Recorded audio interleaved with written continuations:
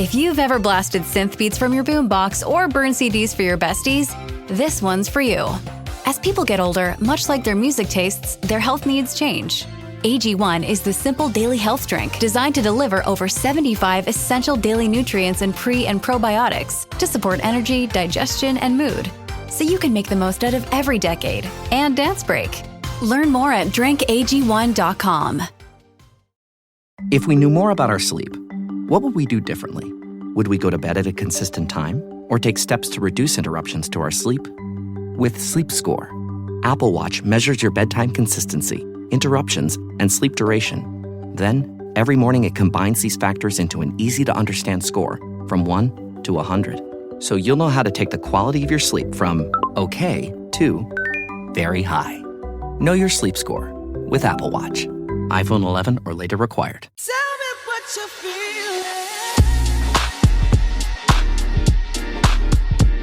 This is the podcast that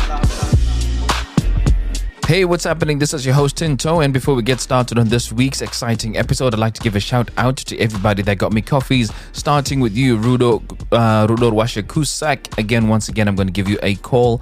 I won't read your comment, but I really like what you're doing for the community, so after we have a conversation, I might have you feature on an episode specially dedicated to the deep feelers. Then next up, I've got the Hondos. Hey, what's up, guys? I haven't heard from you in a while. Five generous coffees. Thank you so much. And your commentary reads, Prodigal Filler has returned. Yes, you have, man. Premium stuff. Keep entertaining us.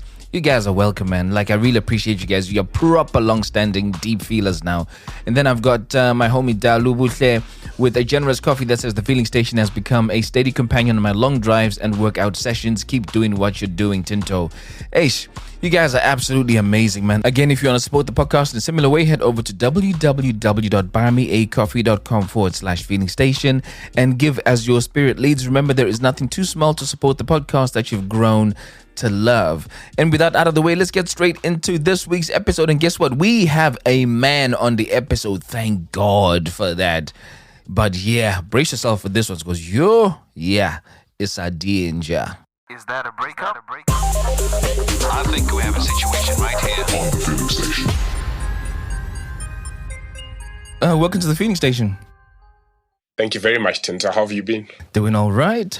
And for those listening to this podcast for the first time, it's a romantic family and friendship breakup podcast showcasing stories that people would like to talk about with a view to give you lessons from their experiences. Now, I hope you find today's story entertaining, but more importantly, meaningful. And as you know, the podcast is really popular for two main reasons. The first being I do my best to keep my guests anonymous by giving them a name from the African continent. Are you ready for your name, my brother? I'm ready. Okay. So the name that I've got for you today is from Mali. And a lot of names from Mali are influenced, obviously, by the Arabic and Islamic traditions. And the name that I have for you is Musa, which is Moussa. Yep, Moussa. And what that means is drawn from the water. So somebody who likes water and all that. Back in Zim, we'd be calling you Injuzu. That's ironic because I can't swim, eh? Oh, you can't swim? But okay, that's cool. Yeah, so your name is Musa. And what name are you giving the person you're talking about today? Okay, I've had quite a lot of thought about this one. Yeah. I'm going to name her Cleopatra. Classic femme fatale name. Okay. I don't know what I think about that, but okay. Cleopatra. So the story is about Cleopatra and Musa. And the second reason why the podcast is doing really good is there are real life lessons that people walk away with from the story that you're going to share. So what would you like anybody listening to your story today to take away? Okay, I've got 5 lessons for people today. Try to keep it simple. So the first lesson is stick to and uphold your principles. I hope I'm sure it will make sense as I go on about the story. And my second lesson is listen to your inner man and your body. The two mustn't be disconnected. Keep them together, yeah? Yeah. Okay. Yeah. Cool. And then the third one is surround yourself with and seek counsel from people who can genuinely help you. 100%. Yeah, true. Number 4? The fourth one is learn to be comfortable being alone. Ooh, applies to a lot of women. Think this doesn't apply to guys, but it applies to guys as well. It does. It does. It does. Lesson number 5 is listen when people warn you about who they are. Yay! So someone's snitching on themselves, pretty much. Yeah, exactly. And I've heard something like that before. Exactly. Cool. So hey, Musa, let's get straight into it then. Tell me where you met Cleopatra and why you decided to go after her. Okay. So I'll just briefly go into a background story about how I ended up meeting Cleopatra. Yeah. So I come from a blended family, complicated family. I'm the only product of my dad and mom's second marriage. So I've got siblings. Yeah.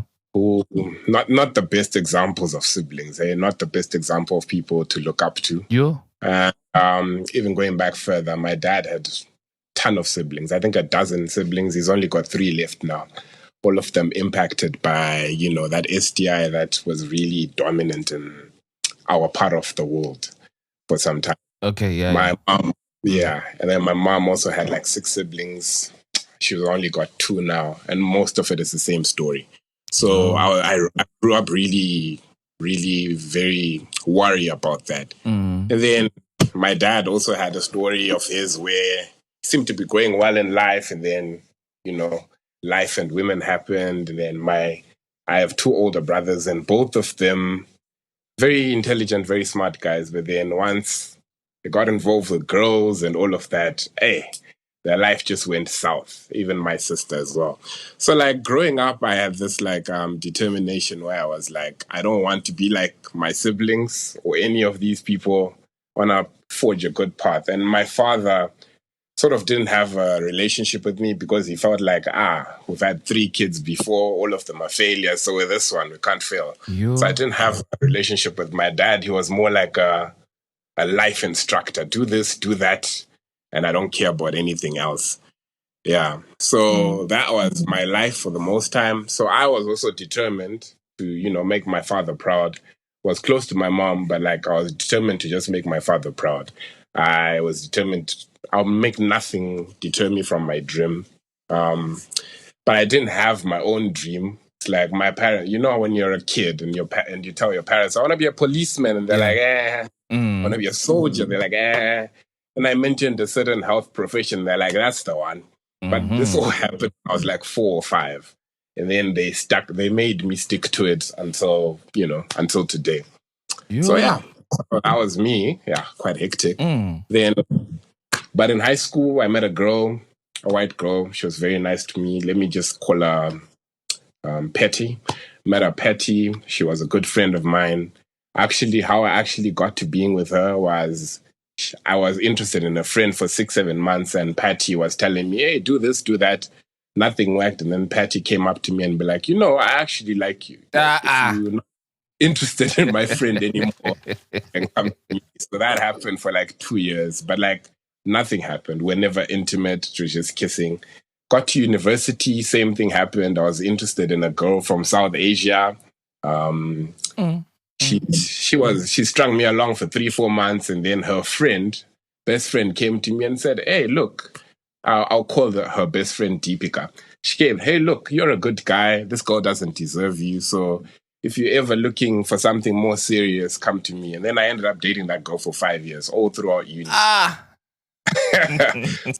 So yeah, I thought this was my normal. You like a girl, you end up with a best friend, and it lasts for a long time. So I was like, okay. But with both these women, I made sure, no sex. For me, I wanted to be no sex until I'm married or something like that. They all helped me. Well, was it because of the background you just explained? Yeah, mostly because of that. I was a staunch Christian, went to church every Sunday, participated, but it was mostly because I thought sex equals disaster. So I tried to stay. Yeah, I even stayed. And are you mentioning that Christian component because you weren't allowed to have sex being a Christian, or why did you mention that staunch Christian thing? Because most people who go down that path where they're like, no sex for me, it's usually Christian related. Right. Okay. Got it. Christian related. Yeah. Yeah. But for me, it wasn't. It was just I don't want anything to get in the way of my dream, of my career, whatever it was. And luckily, even though, Deepika, the girl I mentioned, she was not even Christian, but she helped me through it. She was sort of like she was a guide in my life, really helped me a lot. So by the time we broke up at the end of uni, because different religions and her parents didn't approve of us getting married, I was like, okay. That hurt. Do you know why the parents didn't approve of you being married? The parents come from the South Asian, come from a specific religion, which has like sub-religions inside. So they're like, for our daughter, you need to be from our sub-religion, from our religion, from our country. And I any of those. And you're not even from the continent, brother. I'm not even from I was definitely nothing that they wanted. And, they come from a culture where they disown you if you go against all of that. So I didn't want that for her. So the day we graduated, her father told her, look, nice guy, but forget about him. She told me, and that was that. Yeah. And the problem with that was it happened I learned in Asia for my university. And this particular country, it was most impacted by COVID. Oh, yes, of course. Yeah. All of my uni life, it was like most people knew each other because we're all in this one certain health profession, studying for this certain health profession. So we all knew each other. It was almost like high school all over again. You all know each other. We all lived in one big dormitory. And so all my friends were there. I had a lot of friends who also were like me, like we believed in the same thing, studies first. A lot of them I could confide in and tell them, hey, I'm on a no-sex plan. I don't want to do this until marriage, or at least until I accomplish things. And they used to help me. But with COVID, all of that disappeared. Like our dormitory went from 1,000 people when COVID was announced January 2020. It went from 1,000 people to 300. And every day you'd see people leaving. Yo. And then within a few months, because I come from, unfortunately, in my country, my parents were like, you're probably safer there. So before I knew it, we went from a dormitory of 1,000 people, and you had 40, 50 friends, to a dormitory with like 12 people, and you don't know or talk to any of them. And then I had to survive through that. At least one of the 12 was my girlfriend. But then once we graduated, we all had to move out, and I had no one. I lost all my support system. My parents were also going through a separation, so I could barely talk to them. So yeah, it was quite depressing. And I went through this phase where I was depressed. I was trying to figure out who I am now, because what I surrounded myself with was gone. I had accomplished what I needed to accomplish, and I didn't know what to do next. So I started trying things, because everyone was like, hey, you're going to be depressed and alone unless you go to the bar. That's the only place with people sometimes. So I started going to the bar, trying alcohol, which refused. There were no churches anymore because of COVID restrictions. So I started trying everything out, and nothing was working for me. I only had a single cousin who was still in the country I was, and he and his best friends kept telling me about their very alternate life. They were trying out a lot of things, very sexual. They used to like do a lot of things and, live the normal guy life. And I didn't understand what was going on with them. So they kept like wanting me to indulge as well, enjoy life. But I didn't gel with them, maybe. And then, so I decided, let me try dating apps. Maybe I'll find people who are of the same, cloth as me, who think like me. Bad idea, because I tried the local dating apps, and all of them in that country, the girls seem to have this weird fetish about people from where I come from.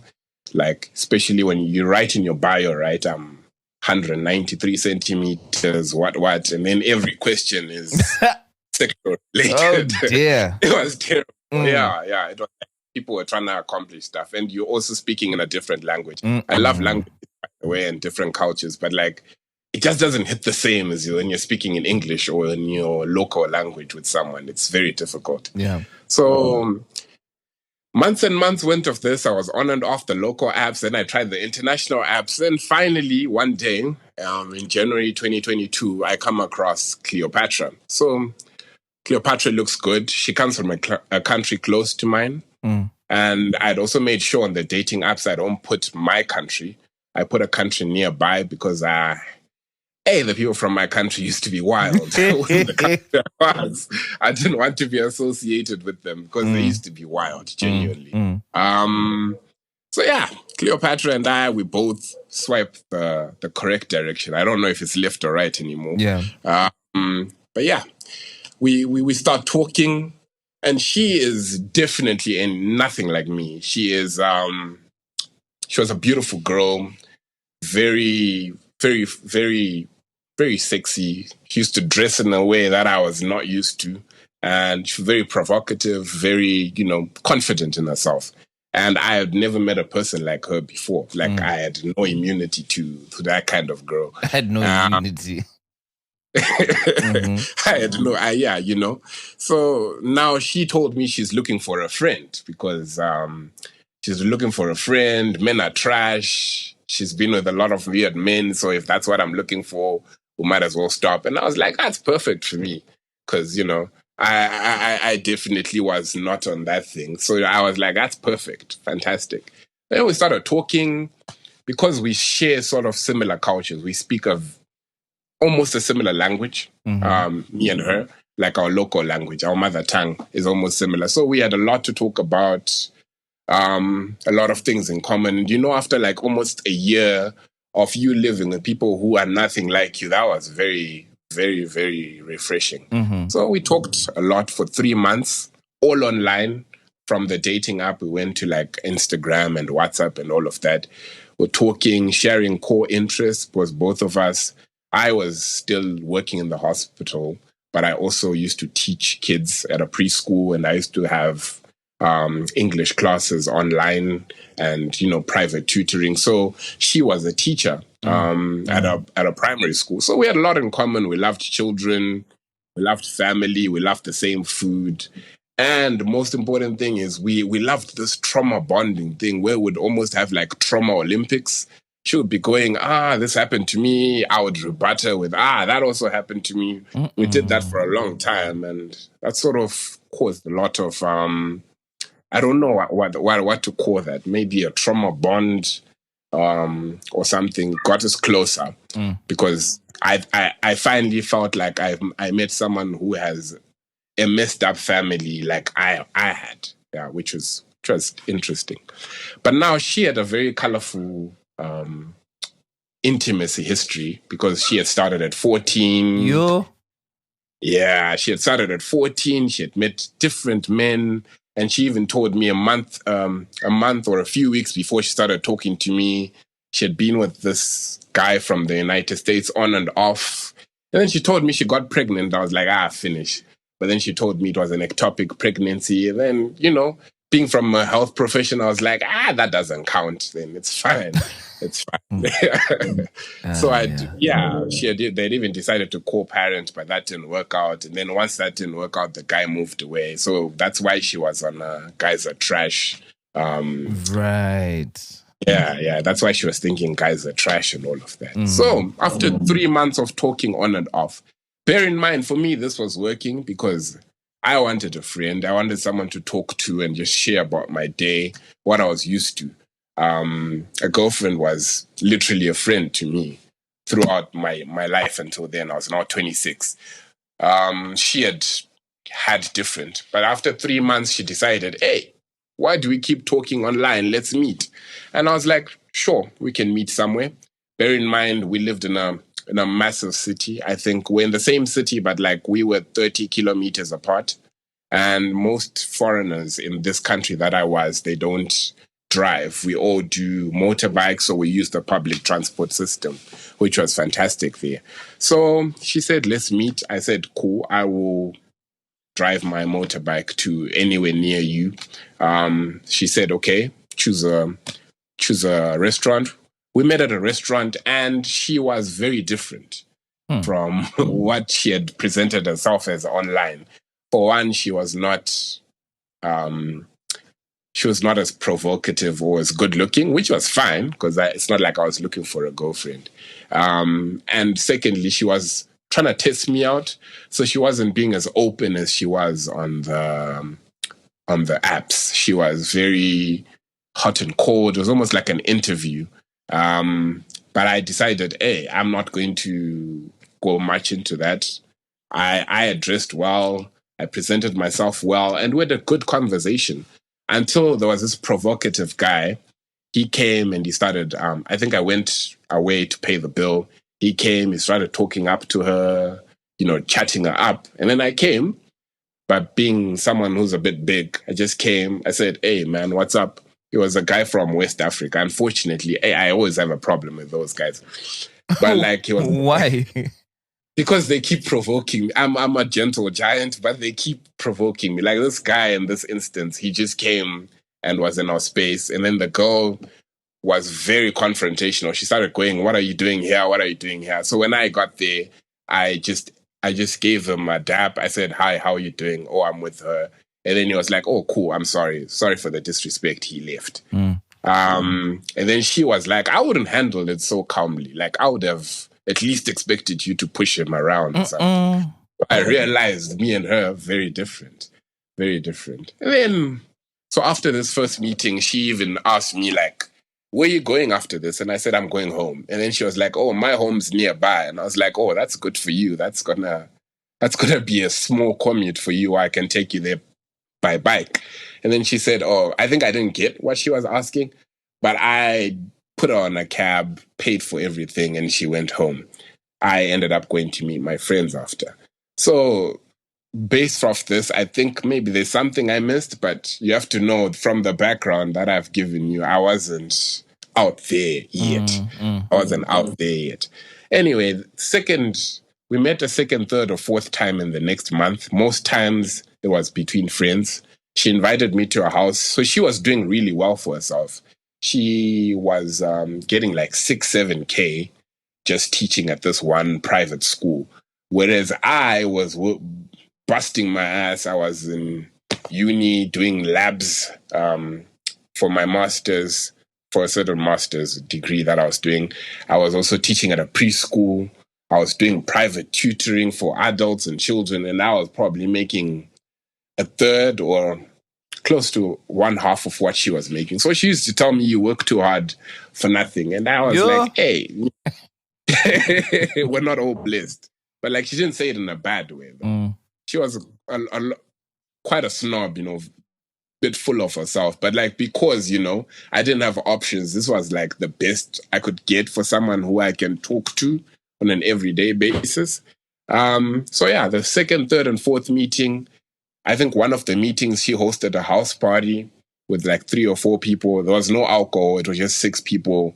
And we were just talking, most of us. It went well. I thought it went well. I spoke well with her friends. And the key thing I told her was, hey, if you have a friend, since you are not interested in dating, if you have a friend and you think me and that friend would be good with each other, please introduce me. And she was like, I've got you. I'll definitely do that for you. So all of these house parties that she was hosting now, I would always be on the lookout thinking, maybe this girl is gonna chase me a friend of hers, because that's probably my MO until now. She never did that. So wait a minute. Yeah. When you were busy dating and seeing and spending time and going for dinner, you were seeing it as what? As just your friend? It's just my friend. Just my friend. So you went on to those online dating apps to find a friend you can gel with, because you said earlier on the guys were doing too much. You wanted someone cut from the same cloth as you. That was for you to have companionship, not a relationship. I just want to make sure I get this right.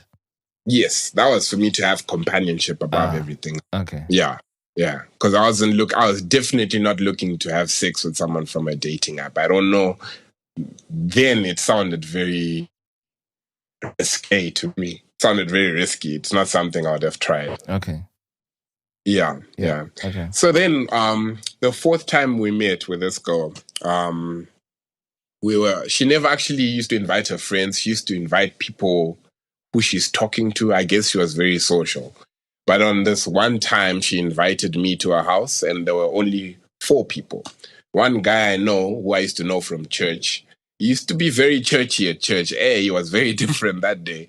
So it was him, and he was clearly interested in Cleopatra. So I let that happen. And then she had brought a friend from work who was also from her country.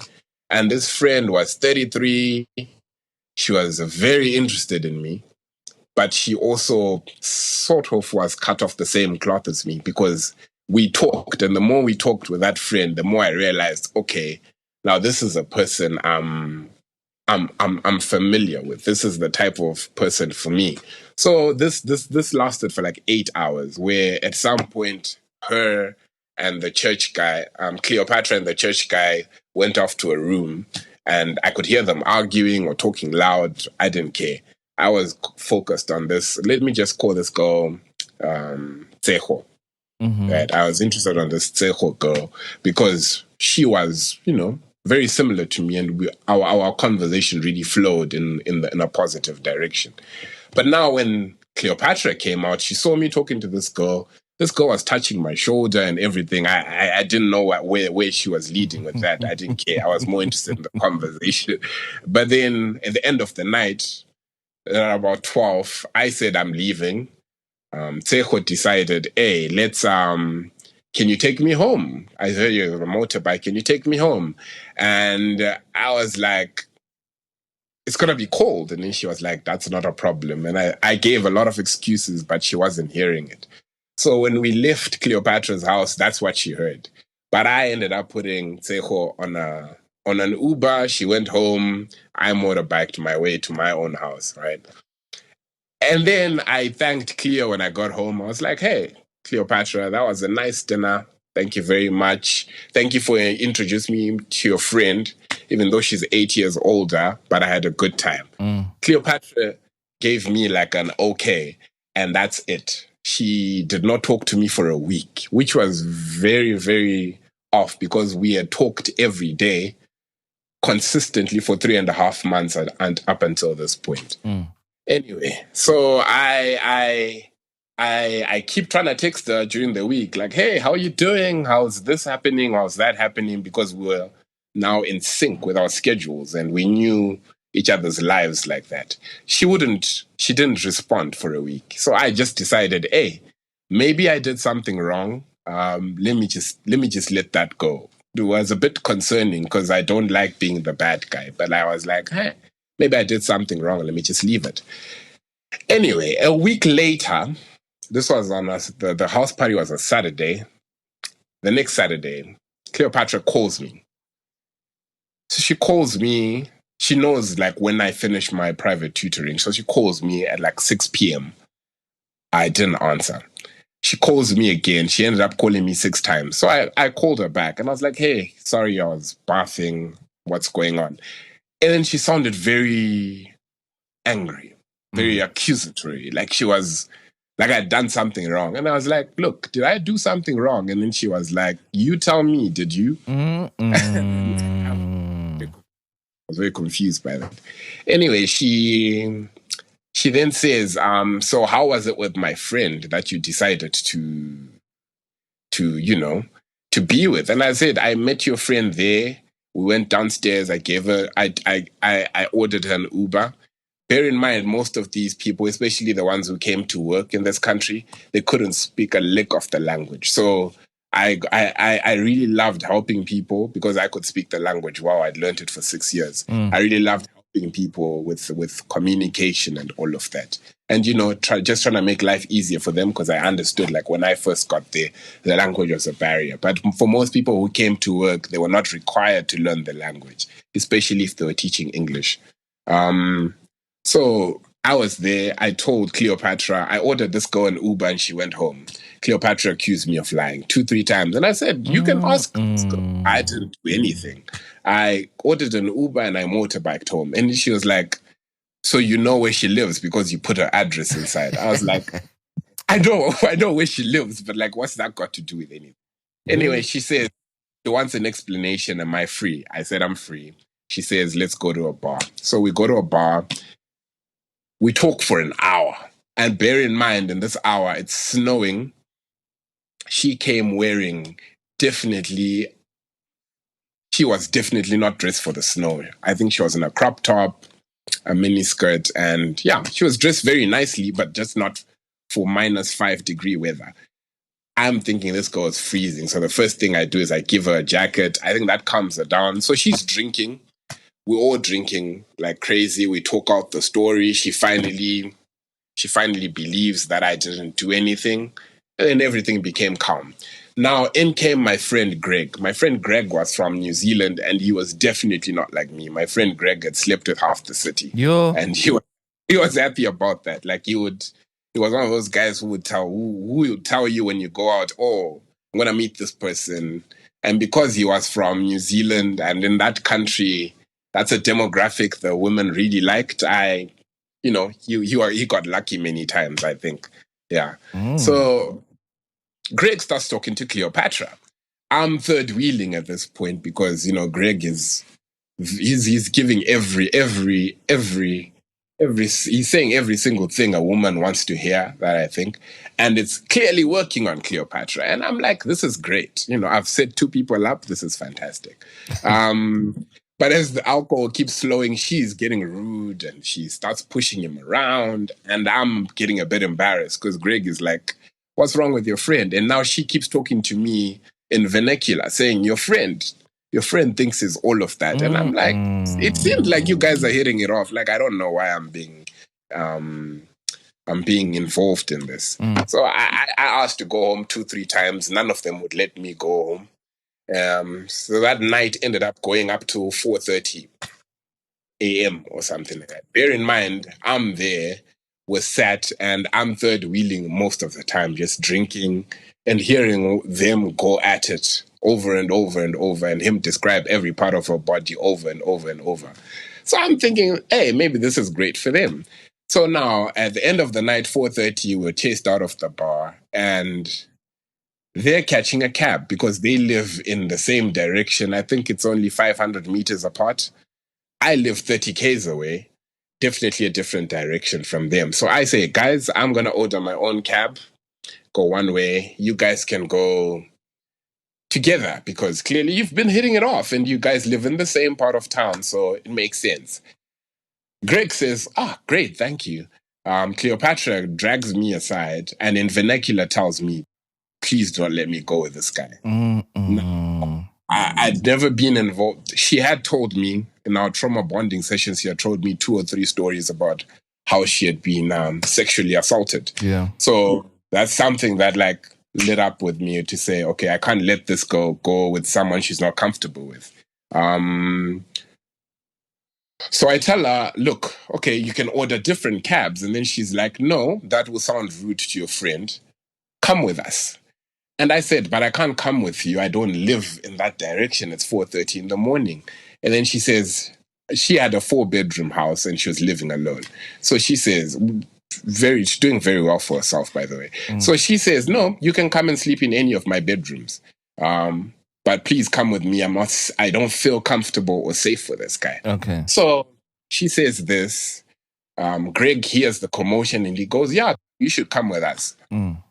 Get a cab.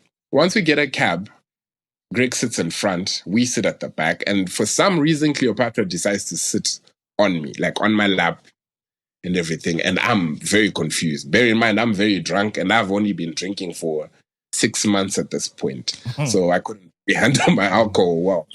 And then we get to Greg's house, Greg leaves, and then she starts kissing me and all of that, and I was very confused at this point. Because I was like, is this like a thank you or what? So I just hugged her and said, don't worry. I understood what you meant. So I came with you. But like, now you can drop the act. And then she did. She just sat down nicely. We got to her house. Once we got inside, oh, wait a minute. So she kisses you. Did you kiss her back? I probably did. I probably did. I probably did, but I thought we were in the act because she was trying to send a message to Greg, maybe. And Greg seemed to be very happy for me. Right. But I thought it was in the moment. So once he got out of the cab, I made her sit up beside me normally, and I said, "Okay, that's over now. You're safe. We're going home together. Greg's gone." And then she also sat down normally. And then we got into a house.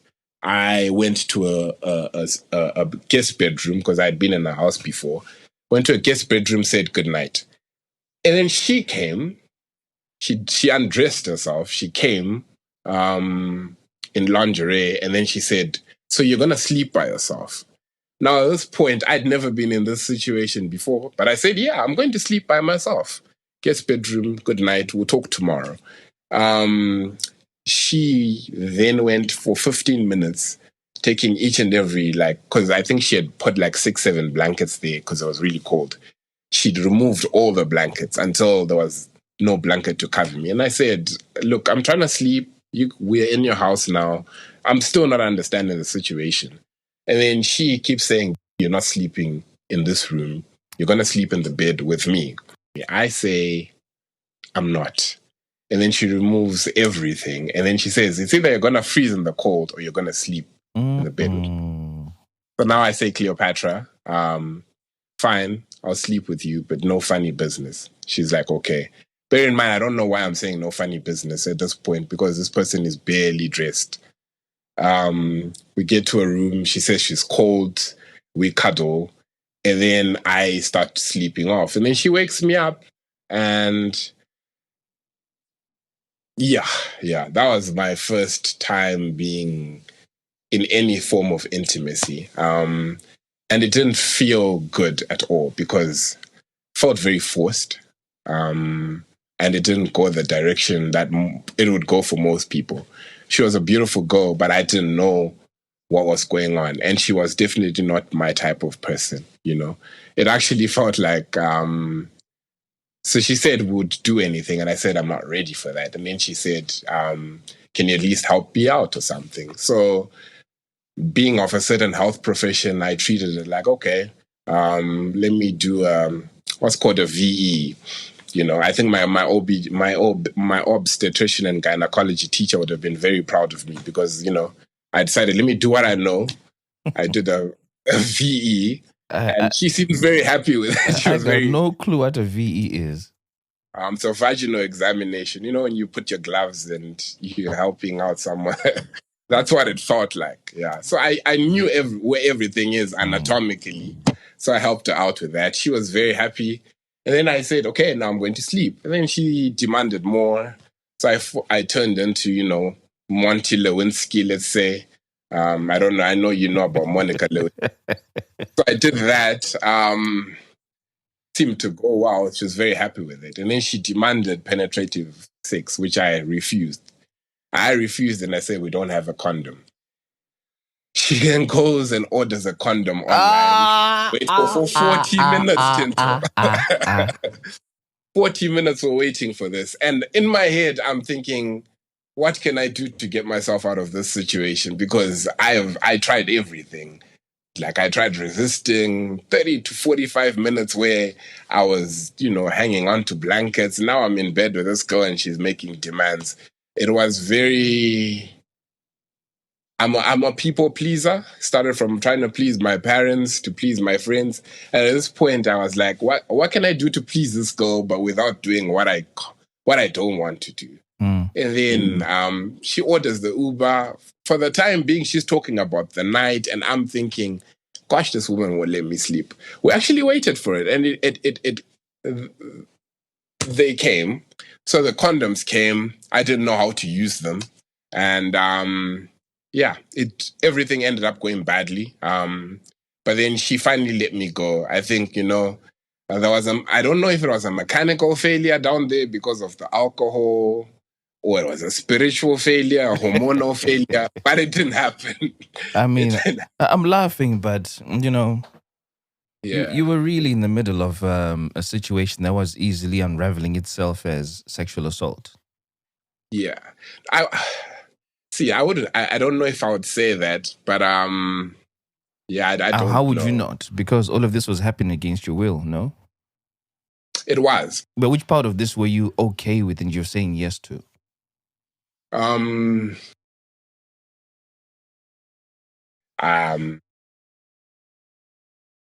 was no part of this I was saying okay to, but I think the biggest issue was in all of my talking with Cleopatra, the part where I don't have sex and I never had sex and my reasons for it had never come up. She was very happy to talk about it, but I wasn't. So, and the conversation naturally never came to, her asking about my sexual partners or anything. So yeah, that's what happened. So just to give a little context there on what sexual assault actually is, I've just looked it up online. And this is what it's generally described as by the National Health Service here. They say it's sexual assault is any unwanted sexual contact, any unwanted sexual behavior, or any unwanted activity that happens without your active consent. You know, and this can be a range of things such as forced kissing, groping, sexual touching over or under the clothes. Then it goes into the other deeper, gory stuff. Yeah, listening to that, then what was happening definitely falls under that. Right. Definitely. I didn't feel good about it. Thankfully, I just ended up blaming it on the alcohol, which she obliged. She said, okay, let's sleep. I'm sorry about that. And then the next day, I think she waited for me to like sleep it out because I slept. I sleep at least 7-8 hours when I'm tired like that. So I woke up to this woman looking at me. She cooked. She did everything. I think she ran me a bath. She cooked. She was very amazing host. And we talked. And then as I was suggesting that, it's a Sunday leading into a new week, I need to go. She tried to initiate again. But bear in mind we're now both sober. So I just said maybe next time. And she thanked me for being, such a lovely gentleman and all of that. I left. So I left with a lot of confusion. I asked that cousin that I mentioned earlier and his best friend about it. And all of them were more focused on how beautiful this woman is. And because I think I'd shown them pictures, how beautiful this woman is and what a great opportunity this was for me, to get out there and really enjoy, because they had noticed that when we go out there, they are doing something. They're looking for girls and they have a nice time, whereas I'm more by myself. I talk to people and I end up going home alone. So they didn't understand what I was asking of them, and I just left it at that. Friends who I could confide more with were now back home, and you know how it is when you go back home, especially after uni and with the chaos of COVID. They didn't really have time for me to unravel such a long story. But anyway, the new week started, and then this girl, I think now she understood me more, because one thing I like to do is take care of people. It could be a girlfriend, it could be a friend, it could be anyone. I like to take care of people. So she called me and she said she was having a very bad cold, probably effects of that night where she decided in negative degree weather to go dressed like that. She caught a cold. And luckily I had something that was really working for me, especially throughout university, that funnily enough my ex, Deepika, had told me to do. So I said, okay, look, I'm going to finish work at 8. I'll come over. I'll help you out with that, etc. And we're talking, and now we're talking very normally. You have to remember, like, before she called me out for what had happened on a house party, we had talked for 3.5 months, and then she stopped talking to me for a week. So her now talking to me normally felt really good, felt really nice. And I was happy for that. I was like, okay, if the events of that night, I gain my person back, my friend back who I'd been talking to, it would be good. But then I got back. So I got to her house, fully with things to help her with a cold and to take care of her. And I was doing that. She tried kissing me and all of that. And I was like, look, Cleopatra, we're friends. And then she was like, we're not friends. No friend does what you did to me. And I was like, oh. So now I got really confusing because on the one hand, I really wanted to be this girl's friend and nothing more. Like I didn't see her as the type of romantic partner that I want. But on the other hand, I was like, this girl looks good. I've already done what I didn't want to do anyway.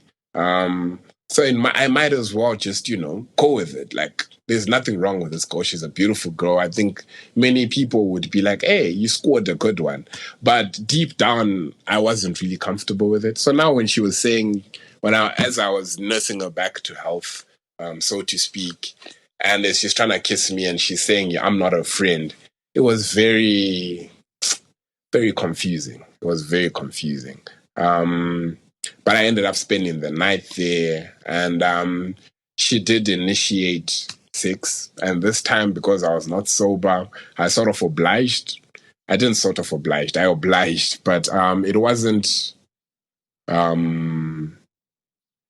don't think it went well because deep all throughout, I was still very confused about what was going on and whether or not I actually wanted to do this. It was more of, I'm going to oblige someone and I'm supposed to be enjoying this. Everyone was telling me I'm supposed to be enjoying this. Movies, society, everything. But deep down, I knew I wasn't enjoying it, but I was just trying to experience to see like what's all the sex fuss about, I wasn't enjoying it. But so that happened. I kept asking her if she was happy with what happened. She seemed happy, so I was okay. I was like, so long as she's happy and this won't end up in a girls' group chat, it's going well. So it always does. It always ends up there. Yeah, unfortunately. Good or bad, it always ends up there. Unfortunately, yeah. So I always did. When I used to go to her house, I always had the intention of going home, but then she would explain to me the practicality of going 30 kilometers at night, and I would end up spending the night. She would initiate sex, it would go wrong. And then as time went on, so this happened quite a few times. I ended up going there quite often. I would go there she would make up excuses, especially once she realized I spoke. I really made her life better because she would have a lot of issues with her landlord, her rentals, setting up accounts, bank accounts, etc., which is something that I ended up helping her with, because I was trying to help her experience a different side to this country, because she, not knowing the language, really was sort of closed in. For example, in this country, if you search for something online in a local language, it would cost say $5. If you search for it in English, it would cost you $25 because there'll be those markups. So I was trying to teach her about actually try use the things that this country uses and, learn the culture, learn the food, experience what this country does, because this country is a good country. And she was very closed after that. But she kept inviting me under the guise of, you talk about experiencing these things. I'm not going to experience them unless I have someone to guide me. So I was happy to do that. So we kept meeting. And then... But tell me something, right? You keep meeting this person who you clearly see is making sexual advances towards you. You're describing what was going on as confusing. Did you do anything to try and find clarity so that you're not getting confused by the situation? Because you've said it's been confusing a few times now. If something is confusing me, I try and do something so that it doesn't confuse me. So I guess my question is, what did you do to understand what she was either trying to do or what she was actually doing so that you're not confused? I didn't do anything. The only thing I tried was to talk to the people who were around me about it, but it never went well because, let's face it, most people were not like me at this stage, especially when you're 26, 27, 28. A lot of people have had sex, and it's something they have talked about and understand at this point. So me indulging would have had to have me talking to people about, oh, I've been a virgin until 26, and I've done so because of A, B, C, D, E, F, G. And I didn't think I wanted to get into that conversation. I think I'd only told a few people this who were close to me. So I didn't know how to get help. And I enjoyed the company. The company was fantastic. It was something I was familiar with besides the intimacy advances. It was something I was familiar with, and it's something that I won't lie, I really enjoyed. So I didn't want to lose that because, well, this girl wants to be intimate, which is something I thought was normal. And also at this point, I was starting to think maybe there's something wrong with me, because this is something that any guy would want. Like, this was a beautiful girl. It's not like she was asking me for something that's out of the ordinary. So I didn't understand. I didn't actually feel like she was assaulting me at that point. I was just very confused about it, to the point where I knew I wasn't nothing wrong with being homosexual, but I knew I wasn't homosexual. I was interested in women. It's just that I knew deep down I'm not enjoying what's going on, but I was trying to sort of change my brain into thinking, hey, this is something nice, this is a good thing, and thinking it'll get better with time. Right. Okay. Yeah. Okay, I hear that. Yeah. So at this point, we started meeting a lot, and she even started suggesting living together, because she was like, I think she came over to my house one time just for an afternoon, and she said, your house is cute, but it's small. I have a 4-bedroom house with amenities A, B, C, D, E that you can use. And I was like, I'm fine with the life I'm living. I was very comfortable with the life I was living, and I was very proud of the life I was living. So I never did. But I had given her this caveat to say, because there were so many COVID cases around in the country I was in, what they'll do is, for a certain area, if there are more than 5 COVID cases, that area, you would wake up with gates closing off that area from the rest of the country. Which really disrupted life, because you couldn't do, some of the things that you need to do.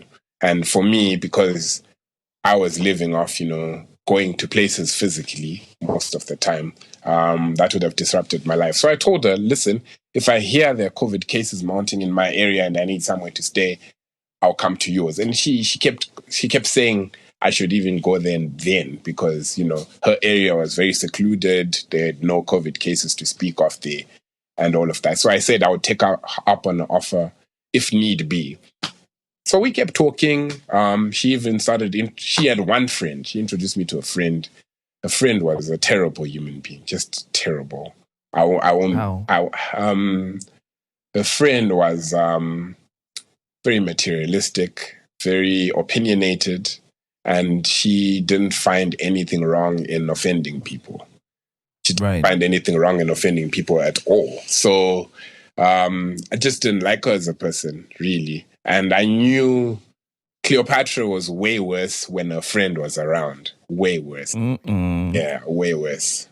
So now, one day, we hosted... So since I was there half the time, Cleopatra decided, let's host a pajama party. So I invited my cousin, and she invited a friend.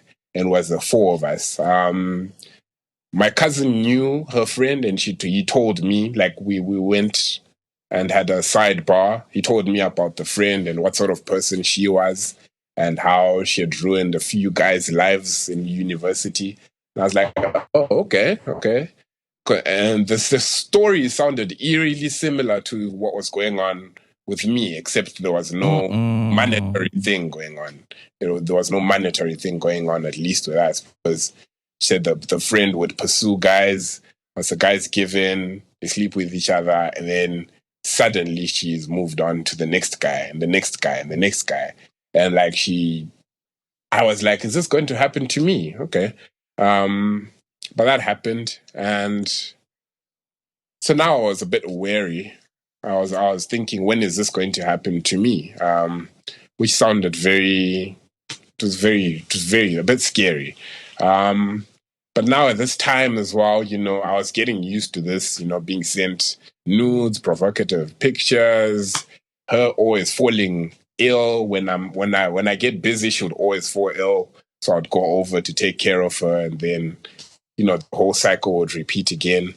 And then besides the sex, when I asked her to define the relationship, because when I was with someone, I was a very proud person, like to post this person, we go out to public places, we have fun. She was always very, very off about that. She didn't like the idea of making it public. She always said, so long as we're enjoying it between the two of us, like, why involve other people? There's no need for pictures because you know how I look and all of that. If you need nudes, she was very happy to send them. So that was very confusing because, again, nothing like I had experienced before. But I said, okay, maybe that's being mature, because bear in mind, she was a year older than me. I don't think I had mentioned this, but she was a year older than me, and she had been working for the last 7 years. So she was older than me in age, and she was also older than me in experiences, because whilst I was in uni, she was already working. So she had experienced a lot of things, breakups, engagement, and all of that, even pregnancies. That didn't come to be. So we were very different, but I felt like we treated each other good.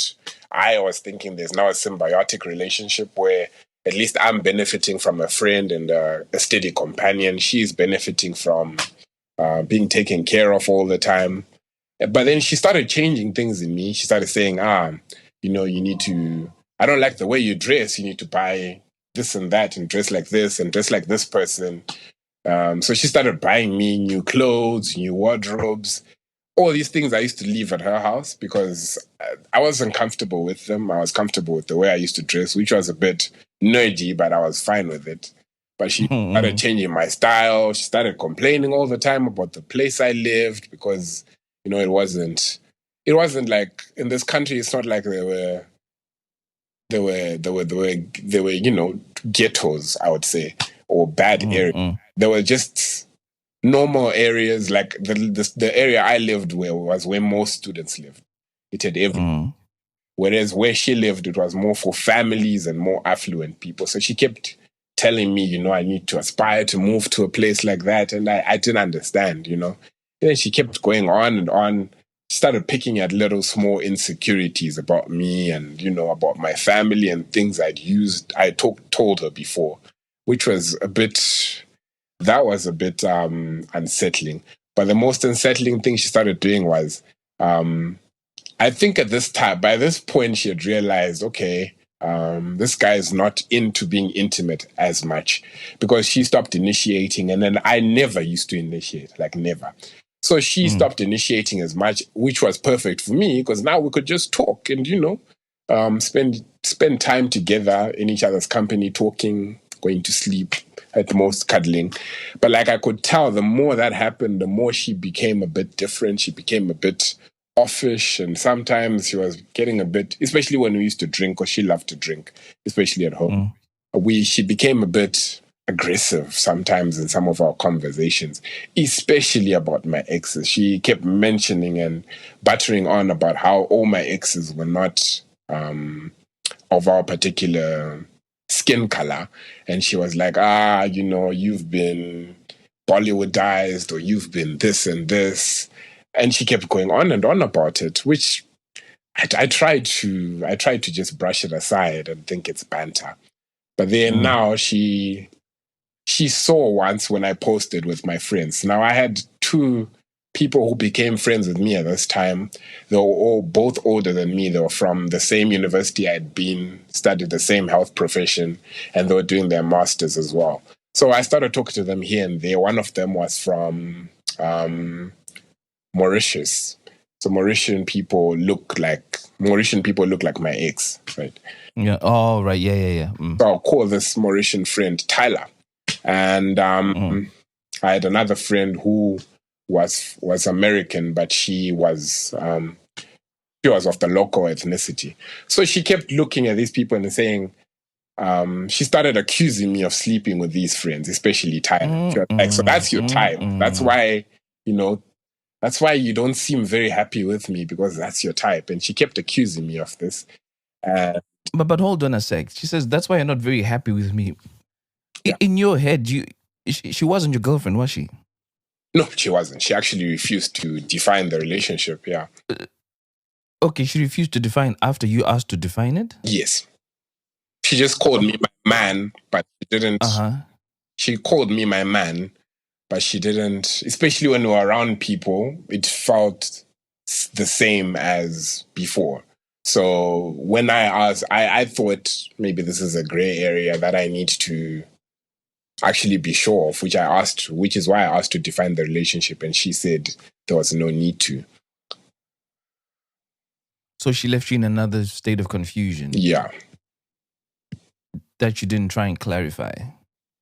I didn't feel like I needed to. I felt everyone I asked about the situation, they said this girl is clearly your girlfriend. So I was like, maybe it doesn't need to be fully defined, but I was a bit confused about it. Did you want her to be your girlfriend?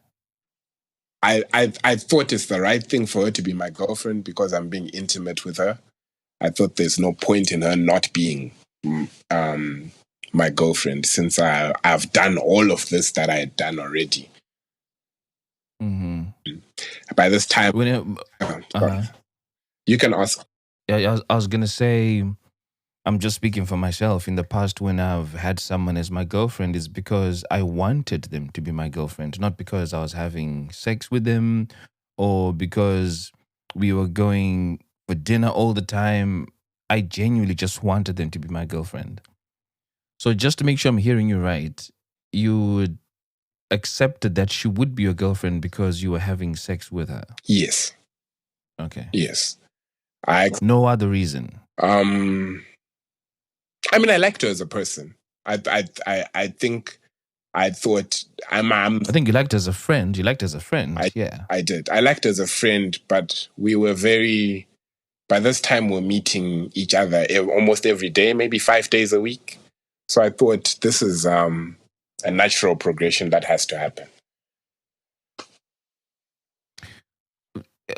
I'm hoping maybe this isn't one of the lessons, but right at the beginning, you sound quite intentional, especially when I look at your lessons. Mm-hmm. And what you did based on the family history you provided. You were resolute that you were not going to mess with sex because you have lost family members because of indulging in sex.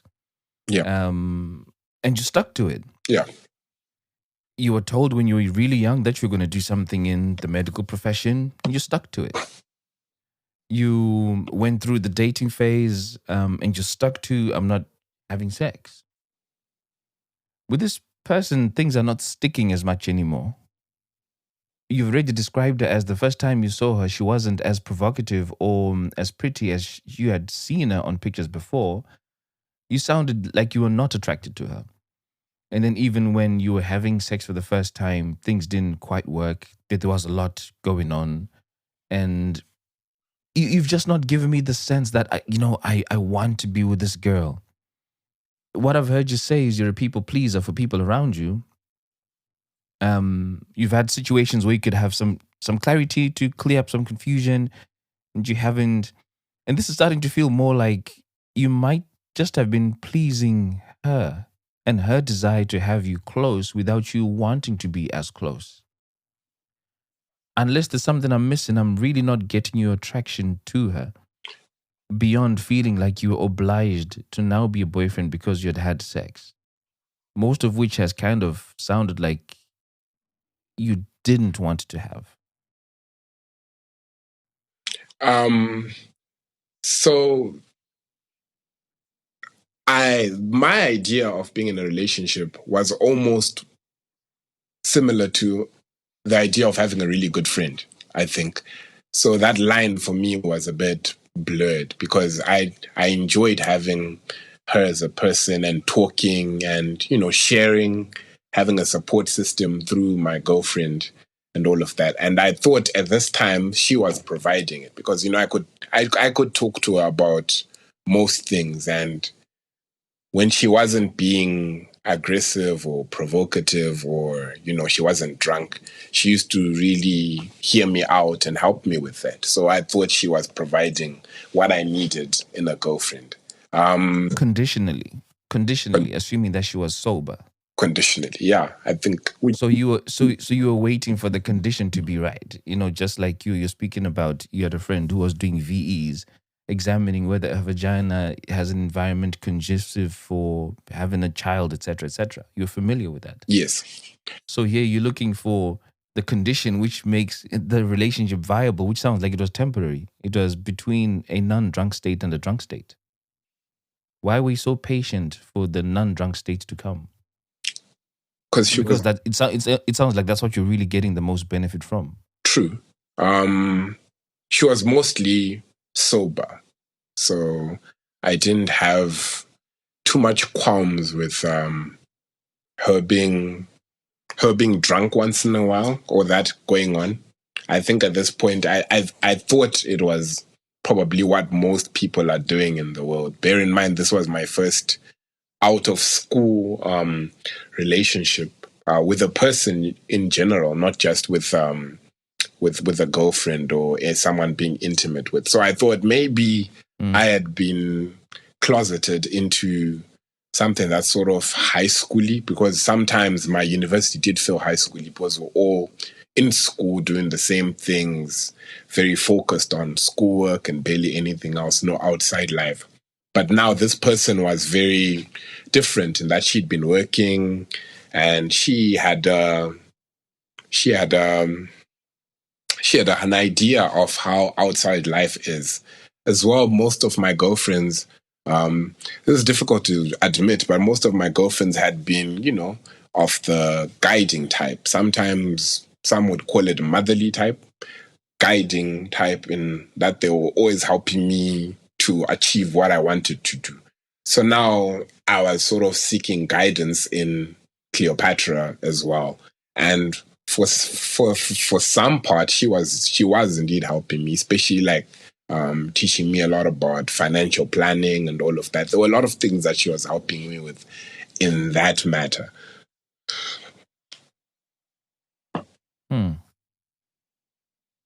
Okay.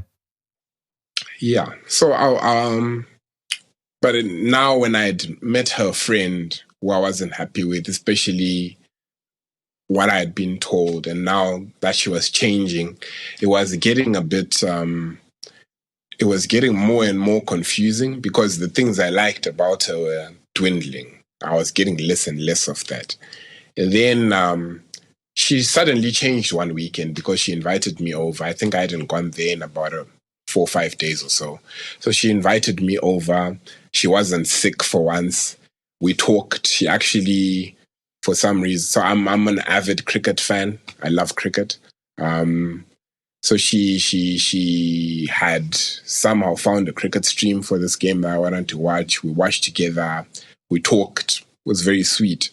And then after that, she said, I told her that weekend, my friend, the one I said that was American, but of the local ethnicity, it was her birthday that weekend, and I told her that's where I'm gonna go. So I had asked her to meet my friends a few times, which she had declined, partly because she was always, saying these derogatory things about them because they weren't of our skin color. But she said, look, I want to meet your friends. I want to see your life and experience life the way you lived it before me. And I was like, great, because now, at least in my opinion, if she started living more of what I lived, my life with the people that I'm more used to, she would change for the better. Like the few things that I wasn't happy with her, she might change. So we decided. Remind me what those real quick, those things that you weren't happy about. But what are the things you wanted to change or were hoping would change? Her being less intimate and more of a friend. Her being more supportive of what I was doing and not backing me all the time. Maybe her understanding better what it what life entailed for people in the certain health profession, especially who were still in university, and understanding more of, why we do things a certain way and why we're not money focused at the point we were. Yeah. And her just leaning more towards being, the supportive friend that I wanted her to be. I thought if she meets these, because concurrently, whilst I started knowing her, these two girls who became my friends were very supportive in a super platonic way, but they were people who I could rely on for many things. So I thought maybe if they meet, she might learn a few things about like what I like and what I need, and the types of friends I have or want to have. So she said her friend was also having a birthday. I think it was the boyfriend's birthday. So she said she would do both on the same day, which was fine because her friend was having a boyfriend's birthday at a restaurant nearby, and we were having my friend's birthday at the restaurant, maybe a kilometer apart. So she said she would go for her friend's thing, stay there for an hour and a half, and then come to see my friends. So I told my friends, hey, this girl's coming. Now, concurrently, Greg became Tyler's friend. And Greg was invited to Tyler's thing. And then Greg came and told everyone, oh, guys, I know Cleopatra. I spent an evening with her. She is this sort of person. Musa is amazing for finding himself such a beautiful girl. She's beautiful. She's sexy. She's all you'd want as a guy, she'd all you'd want. And you guys are gonna eat your heart out once you see her. So now, this feeling, as a guy, when someone says that about whatever person you're with, you kind of feel good. I think everyone does. So Greg was telling Tyler and all these people, and everyone was like, we can't wait to meet her. So both of these places started concurrently at like 6. So 6, 7, 8. 7, she texted me. Cleopatra texted me and said where she was, the vibe was boring. Everything was not going well, and she wanted to leave. And I sent her the address of the place I was, and I said, whenever you're ready, you can come over. And then she said 30 minutes. And then an hour went past. And she said she's just wrapping up what's going on there. She would be there in 15 minutes. I said, okay. And another hour went past. Now everyone's asking me, Musa, is your girl coming? And I said, she's coming, don't worry. This went on every hour until midnight. Now at midnight, I asked her, like, are you okay? Are you really coming? We can always meet. We can always meet another day or something. I just need to come and get my laptop and work stuff from your house after this because I have work the next day. She then responded. I think she said, I'm coming one time. She was like, I'm very sorry for all these delays. Something was going on. My friend was fighting with her boyfriend, etc. But I'm coming. We waited until 4:30, Tinto. 4:30. Like, my friends were even like, we're concerned for your friend, etc. And they even suggested going to that restaurant, maybe meeting her there. And I was like, that might turn into a disaster or an embarrassing situation. So I avoided that. But at 4:30, everyone left. And I realized I didn't have my house keys, nothing. I'd left everything at her house. So now I had to go to the restaurant. And I found that the restaurant that she was supposed to be at was closed. Bear in mind, she had last talked to me at, I think, around midnight or 12:30. So now I was forced to go to her house. I went to her house. Everything's closed, shut. I knocked on the door, but, very affluent area, so I didn't want to make noise. Once I realized she was not answering, luckily, the only thing I had was my bike key. It was just a single switch key. So I took my motorbike. I drove to my house. I explained because we didn't really have landlords. It was more of like a communal thing. So there was always someone there at reception to help you. So I said, I lost my key. Can you help me out? They helped me out. I got into my room. I slept. She called me at 8:30. I think I only got home at 6. She called me at 8:30. Groggy, I saw the call. I left it. And then I called her the next day. I called her later on that day, maybe at around 12. And I said, look, I need to come get my stuff. So she said, come. I went there. She just opened the door. Now I'm expecting her to explain herself. What went on, where was she? I was definitely angry. And I didn't want to speak to her in an angry manner. So I was trying to calm myself the whole way I was going there. But I got there, knocked on the door. She opened the door completely naked. And then she didn't open the door and address me, say hi or anything. She opened the door. As the door was opening, she was going back to her room. So she went to her room. I said hi, and she said hi. Then she went into bed and just closed the blankets and slept. I was very angry at this point. So I took my things and left. Once I took my things and left, she calls me maybe 5-10 minutes after I left, maybe 5 minutes after I left. And she says, oh, so you came angry and you didn't even come, and sleep next to me or try and understand what went with me yesterday, why I wasn't available and I didn't end up coming to your friends. If you're going to be angry, it's fine. That's on you. Which pissed me off even more because now I was like, should I go back? But I'm angry. And this girl doesn't seem like the tone of how she was speaking to me didn't seem like someone who was sorry or wanted to explain herself. So I ended up going home.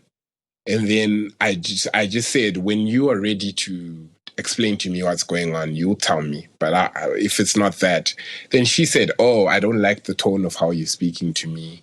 You didn't even worry about what if something happened to me? What if something bad happened to me? Bear in mind, this is a very safe country. So I was very sure nothing happened to her. Of course, you can't be 100% sure. But I just left it. And then I did not talk to her for 3 months after that. Didn't talk to her for 3 months. I had it was like a ticking thing in my brain, though, that kept wanting me to get an explanation out of her or something.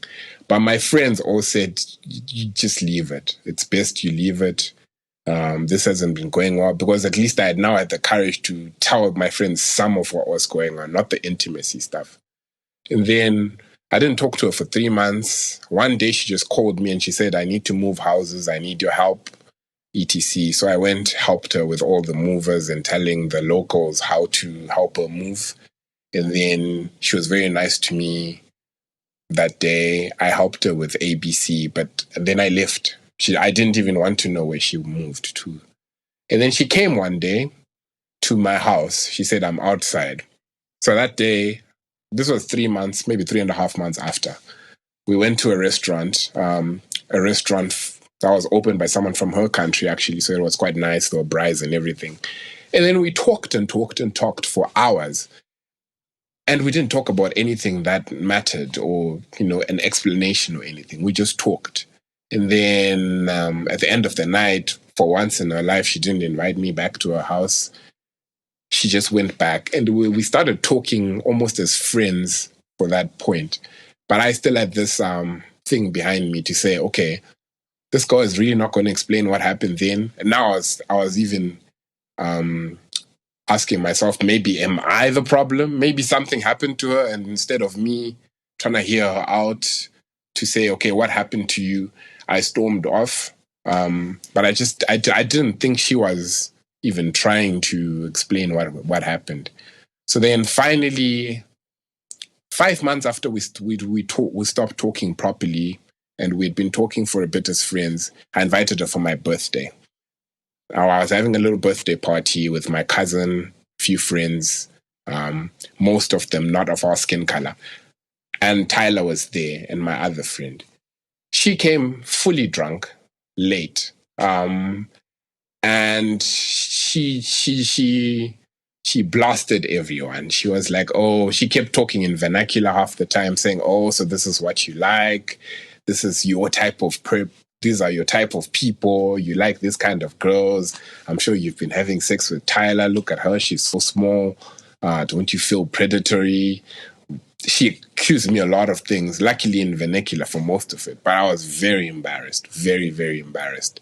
And then once she left, I just tried to calm the situation. She was also, by this time I had a friend, rest in peace, a friend of mine from Ghana, very nice guy. I had actually tried to explain to him about this intimacy thing. And, he didn't advise people, but all he said was, hey man, don't worry. These things, they'll figure themselves out once you meet the right person. That's all he said to me.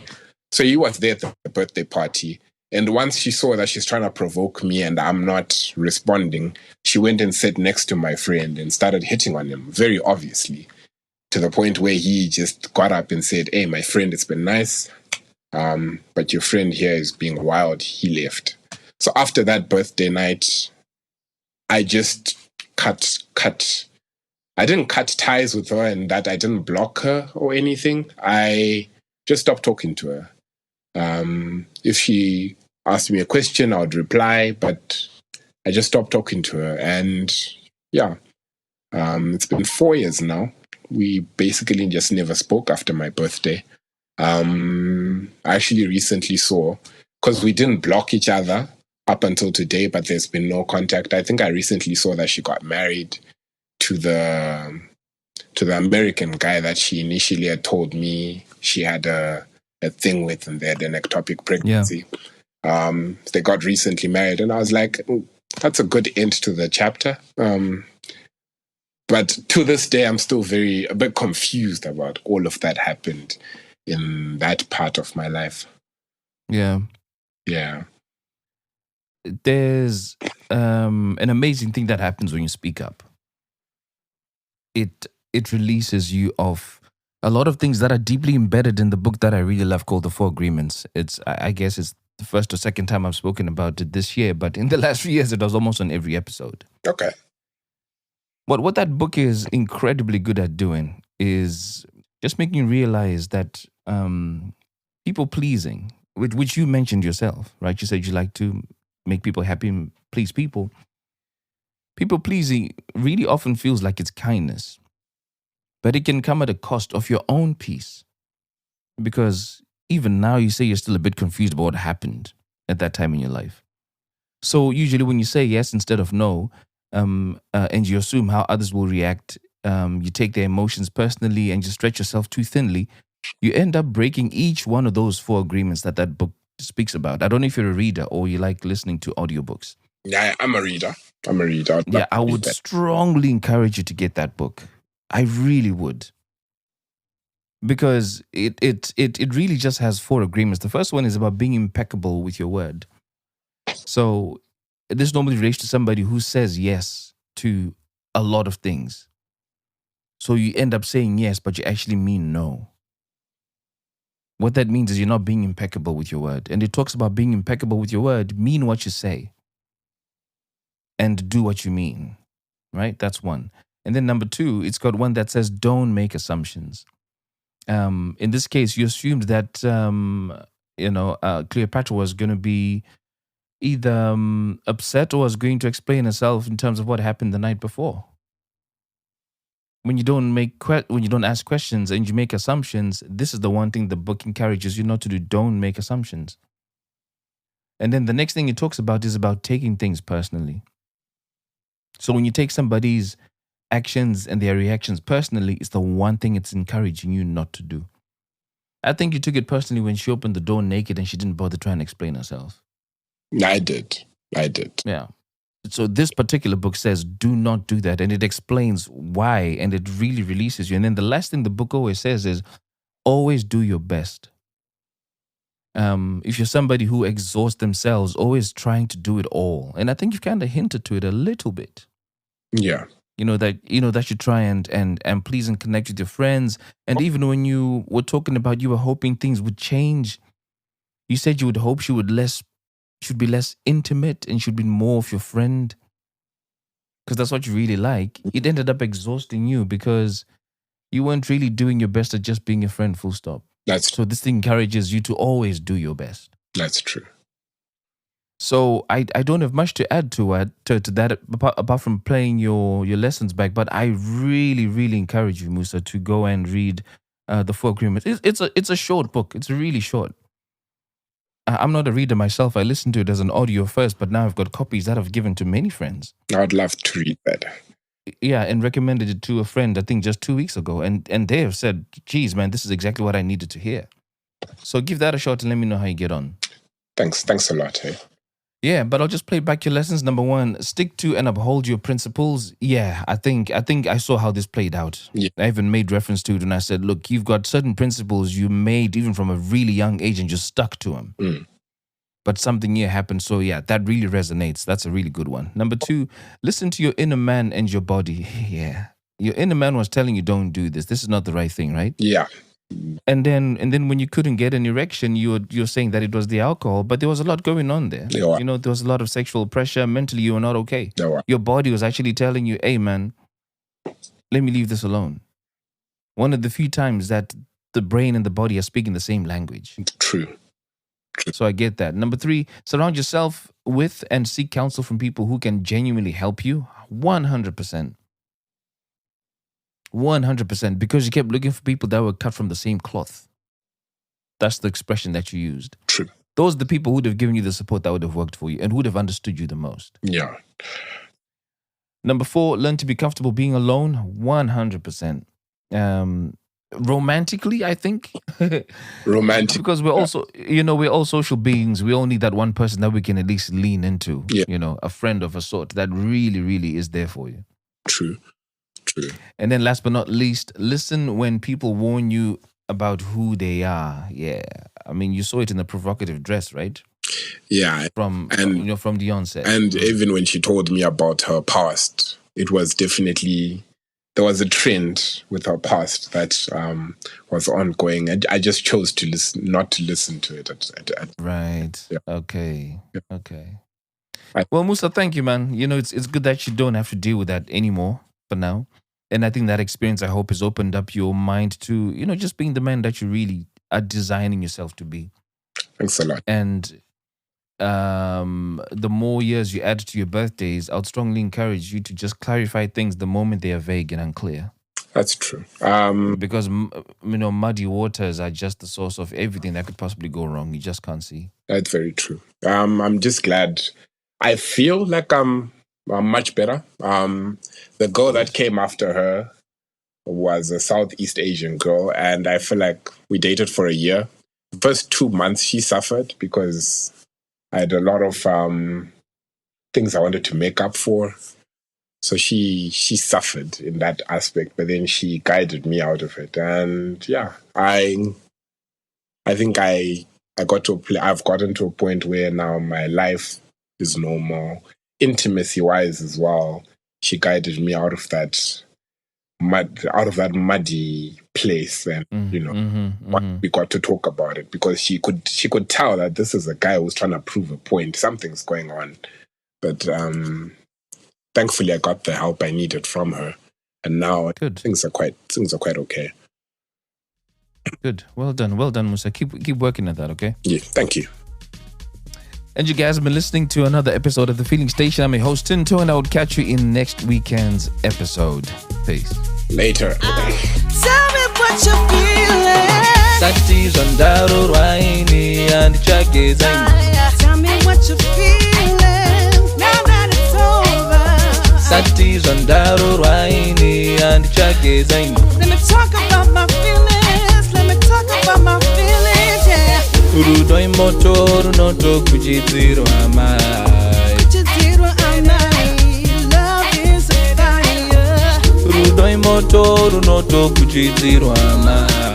All up in my feelings. I'm all up in my feelings, yeah. Stitch Fix. Stop shopping, get styled. A+ on the outfit, Miss Turner. You are about to slay parent-teacher conferences. Oh, these? Just the most perfect fitting jeans my stylist sent me. Oh, hello, you, who didn't set one foot in a mall and still looks amazing. Just share your size, style, and budget, and your stylist sends personalized looks right to your door. Stitch Fix. Get started today at stitchfix.com. To my stylist, this look is dedicated to you. Thank you. Thank you. Have no fear, Chosen Foods is here to defend your favorite foods from the forces of seedy oils and sketchy ingredients. With cooking oils, salad dressings, and mayo, all powered by the good fats from 100% pure avocado oil and simple, delicious ingredients. Chosen Foods.